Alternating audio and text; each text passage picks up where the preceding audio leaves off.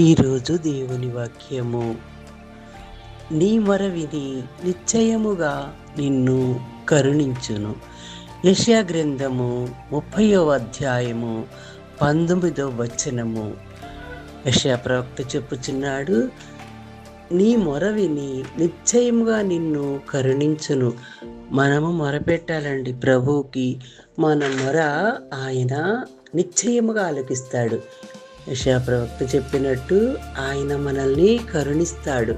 మనము దేవుడికి మొరపెట్టుకోవాలి. తండ్రి, కుమార, పరిశుద్ధాత్మ దేవ, త్రియేక దేవ, మాకు ఈ సమస్యలు ఉన్నాయి ప్రభు అని మనము మొరపెట్టుకున్నప్పుడు ఆయన మన మొర ఆలకిస్తాడు. చిన్న ప్రార్థన చేసుకుందాము. సర్వశక్తిమంతుడా, సర్వోన్నతుడా, మీ మహిమ కలిగిన నామమునకు స్తోత్రాలు ప్రభువా. తండ్రి, ఈ మే నెల 22వ తారీఖు ఈ ఉదయకాలమందు ఈ శ్రేష్టమైన వాక్యాన్ని మాకు ఇచ్చినందుకు మీకు వందనాలు ప్రభువా. పరిశుద్ధాత్మదేవా, మీకు స్తోత్రాలయ్యా. తండ్రి, యెషయా గ్రంథంలో చూచున్నావు ప్రభువా, మొరపెట్టుకోమని చెప్తున్నావు తండ్రి. నిజంగా నాయన, మీకు మొరపెట్టుకోవాలయ్యా. మనుషులు ఇంకా చూస్తే ప్రభువా, వాళ్ళకి ఇష్టమైతే ప్రభువా మాట్లాడతారు. నాయన, మీరు అలా కాదు ప్రభువా.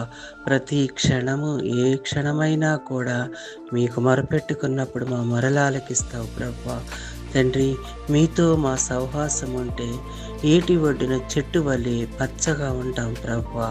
తండ్రి, మా సమస్యలన్నీ కూడా మీకు చెప్పుకుని కృపను మాకు దయచేయమని అడుగుచున్నాం ప్రభా. ప్రతి ఒక్క కుటుంబాన్ని కూడా తండ్రి దీవించి ఆశీర్వదించండి ప్రభా.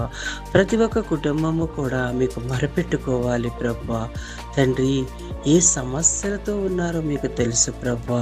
తండ్రి, వ్యాధులనే సమస్యలతో ఉన్నారు ప్రభా, స్వస్థపరచు నాయన.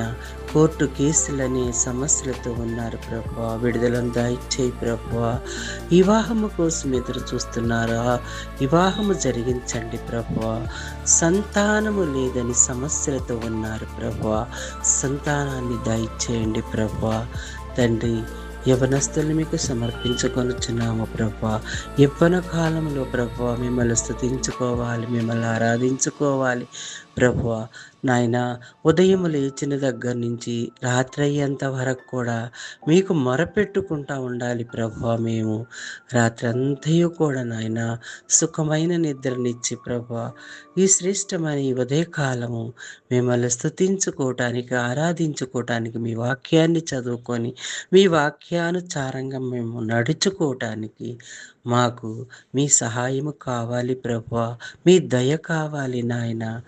మీ ప్రేమ మా మీద ఉంచమని, మీ సహాయం మా మీద ఉంచమని, మమ్మల్ని, మా కుటుంబాలను దీవించి ఆశీర్వదించమని, చిన్న ప్రార్థన ఆలకించమని ప్రేమగల యేసుక్రీస్తు పరిశుద్ధ నామములో అడిగి వేడుకొనుచున్నాము తండ్రి.